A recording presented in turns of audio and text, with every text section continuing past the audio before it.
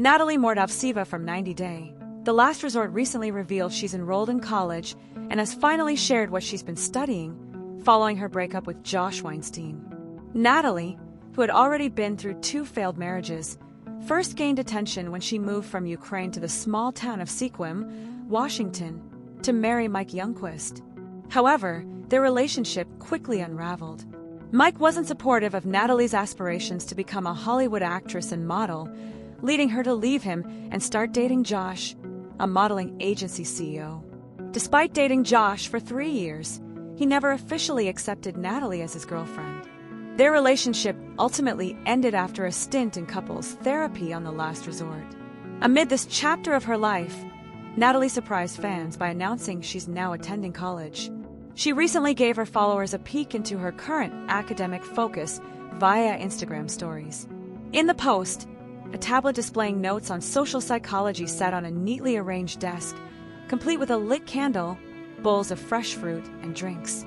To enhance the study vibe, she added the workflow music intense study soundtrack in the background as she snacked and reviewed her course material.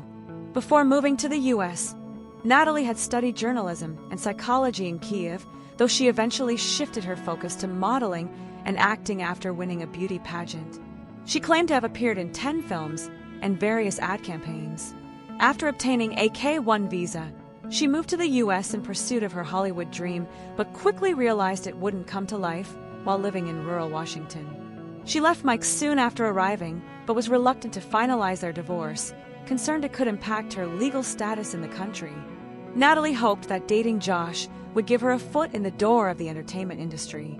While he did introduce her to several producers, Natalie ultimately struggled to leave a lasting impression. Fans began questioning how she was still residing in the U.S. despite her setbacks, and Natalie eventually confirmed that she had secured her residency 3 years ago.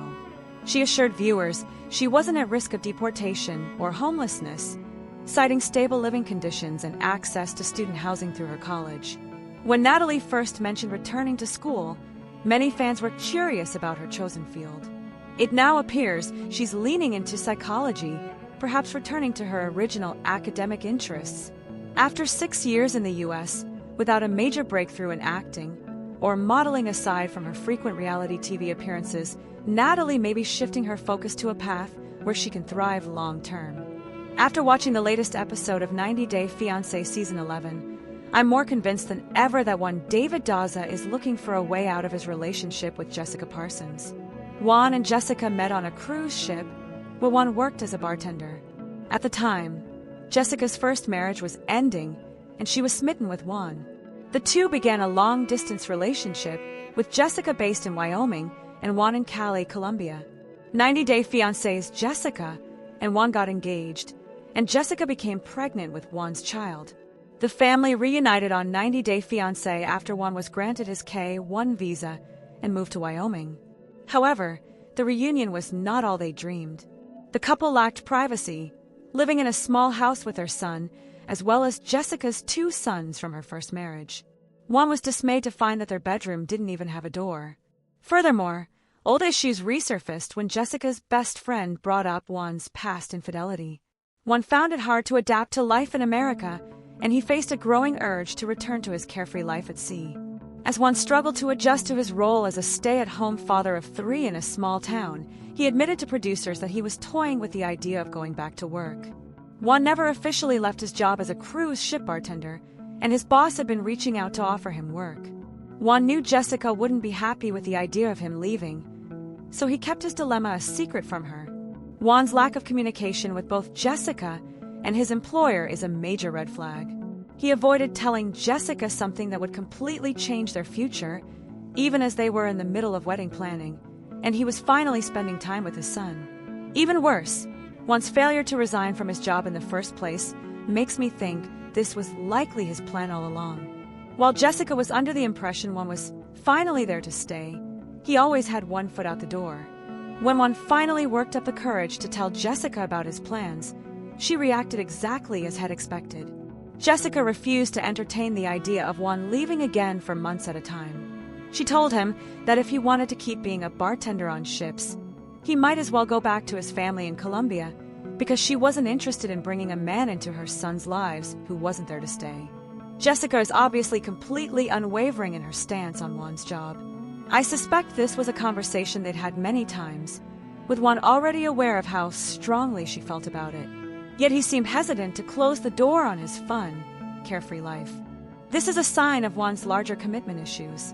It goes far beyond his desire to earn a living for his family, and instead speaks to his unwillingness to settle down and give up his single life once and for all. Regardless of how Jessica feels, Juan returning to work on cruise ships could spell disaster for his K-1 visa process. Ships operate in international waters, which means Juan would have to leave the United States if he were to return to work. Reddit user u/TalkingMotanka, a former cruise ship employee, explained the complexities of the workforce. They noted that if Juan leaves the U.S. before his green card is approved, he risks going against the terms of his K-1 visa application. Juan is obviously experienced with these matters, having worked on cruise ships in the past and navigated the K-1 visa application process. He surely knows the legal complications involved with leaving the country to work in international waters. Juan's urgency to go back to work, coupled with his apparent dissatisfaction with life in Wyoming, leads me to suspect that he may be intentionally violating the terms of the K-1 as part of a larger fear of commitment. Juan's desire to resume working on a cruise ship, even without Jessica's approval, is evidence of his restlessness and unhappiness with his current living situation. He's willing to consider leaving behind his fiancé and their young child for another chance to live out his dreams. The fact that Juan would even toy with the idea of being away from his family instead of looking for work closer to home is concerning. That it could also put an end to his future in the U.S. is even more troubling. Juan's life turned upside down when he moved to Wyoming, and it's natural that he would long for the simplicity he once had. But his many red flags on 90-Day Fiancé add up to suggest Juan's looking for any possible way to get out of his current situation.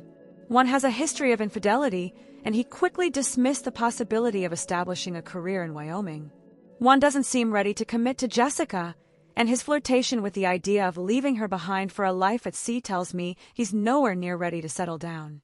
I'm not liking 90-Day Fiancé Season 11 couple, Greg Chilik and Joan Khrushchev, as their behavior and attitudes are rubbing me the wrong way, but I fear they may be cast in the franchise again. 90-Day Fiancé Season 11 is more than halfway through the season, and Greg and Joan have gotten a lot of screen time as their wedding day approaches. Joan is originally from Kampala, Uganda. She and Long Island, New York, native Greg met when Greg was traveling in Uganda.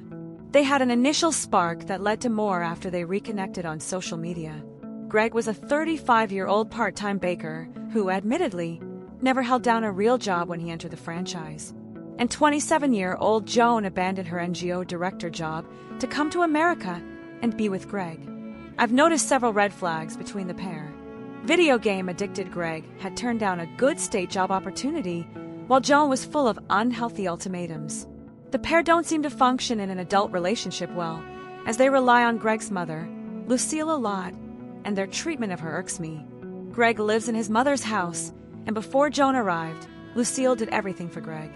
Between picking up after him, cleaning, and encouraging him, Greg depended on his mother for full support. Once Joan came to America, she too relied on Lucille. Greg does have dreams of buying his own house one day, but he is completely unrealistic, as is Joan.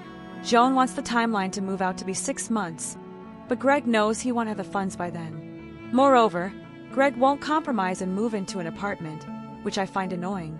Greg and Joan are going to continue to need to rely on Lucille while they figure out their logistical steps. Greg can't function without the help and support of his mom. While I think it's great they share a close bond, I think Joan and Greg are taking advantage of her since they don't seem to appreciate all that she provides. Lucille gave Greg and Joan a roof over their heads only for Joan to turn around and tell Lucille that she was in her own home too much and should go out more. I do acknowledge that Joan has been doing some of the house chores, unlike Greg, but her comment towards Lucille, I felt, was super out of line. Then, Joan asked Lucille to drive her to her wedding dress fitting, and Lucille thought she would be part of the experience. But Joan didn't want Lucille to come, and she instead had a video call with her family. It hurt Lucille's feelings again. I don't think Joan should be so harsh and dismissive of Lucille, given all she's doing for her. Lucille wants to be a good mother-in-law, but Joan is making it hard. Meanwhile, Greg is contributing nothing and not helping mend or grow the relationship between his mom and his fiancé, which I find utterly distasteful. 90 Day Fiancé's Greg and Joan do have an inflammatory storyline and circumstances, which usually bodes well for couples who have tended to return to the franchise after their initial appearances. However, I don't think they are interesting enough to merit an entire follow-up narrative on the happily ever after spin-off. Were they to be selected to appear again, I think the catch-up self-filmed spin-off 90 Day Diaries would be better suited for them, although I wish they would just fade away into 90 Day Fiancé history. 90 Day Fiancé franchise favorites David Toborowski and Annie Sowen are currently living their best lives in Thailand, and they may not be returning to America anytime soon. In November 2017, David and Annie got married in 90 Day Fiancé Season 5, but the odds seemed against them from the beginning. David struggled with his finances, couldn't pay for Annie's dowry, and needed help from his American friends in order for them to have a place to live. Their relationship seemed like it was headed toward disaster. However, they proved to be one of the few couples whose love was strong enough to persevere through anything. Soon after getting married, they moved to Arizona and had their own spin-off, David and Annie, after the 90 days. However, there was one thing missing from their lives: a child.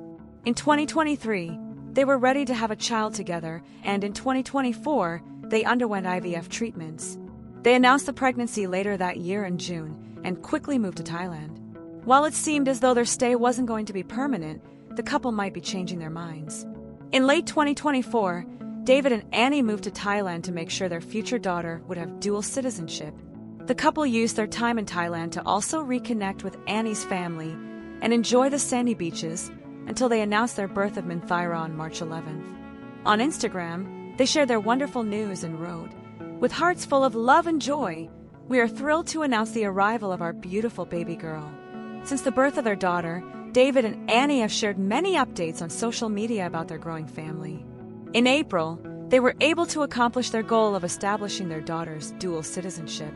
In a post featuring a photo of Minthira with the American flag, David revealed she became a U.S. citizen, meaning she was in fact a dual citizen of both countries and would soon have her American passport.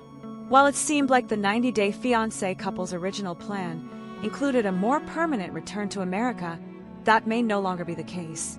David and Annie's daughter is about 2 months old, and the couple lives in Thailand. Additionally, near the end of April, David returned to the United States and posted updates cleaning out his house. He also reminisced about a few memories, such as finding a hoodie he received from Aaron Carter. His actions prompted some questions from fans about whether they planned to sell their house, but David confirmed the couple intended to keep their Arizona home. Additionally, David confirmed they were unsure if and when they'd return to America after someone asked on Instagram. While neither he nor Annie shared clearer details, they simply confirmed they wouldn't be returning to America for the foreseeable future. Overall, it seems like the 90 Day Fiancé couple has found their groove, and it's no wonder they're a franchise all-time favorite. They truly prove that 90 Day Fiancé includes real couples who genuinely care about each other. Annie and David represent a time in the franchise where couples were more authentic and applied for the K-1 visas for the right reasons. They also prove that with dedication and hard work, most couples can overcome anything. They struggled to build the family and life they have today, but they've come a long way. Luckily, their stay in Thailand, even if permanent, doesn't affect their ability to keep fans updated through social media, so hopefully Annie and David will continue to share more about their moving plans once they know for sure. Mark Bassett from 90 Day Fiancé Season 11 is revealing a big update on Mina Mac's son's arrival in the U.S. amid his decision to adopt Clayton. Mina is from Paris, and professional pilot Mark met her during one of his work trips over 5 years ago. Mark proposed to Mina, and they welcomed their baby Maria together. Mina moved to the U.S. on a K-1 visa after Maria turned 2, but she couldn't get her son Clayton to accompany her. As Clayton's immigration kept getting pushed, Mina wondered if she should go back to France after canceling the wedding. Clayton's passport has continued to be delayed on the show, and Mark's new Instagram post confirms Mina's son is still not in America. Mark shared a carousel post featuring several pictures of him, Mina, and baby Maria with Clayton. Mark told his Instagram family that the work to get Clayton to the U.S. is coming together. Mark hopes that Clayton is reunited with their family soon. He added that Clayton is in good hands for now, with Mina's sister and cousins. Mark also revealed that Clayton's adoption process will begin once he arrives in the U.S. "I know how much Mina misses him," Mark added as he thanked his fans for the concern, love, and support for their family.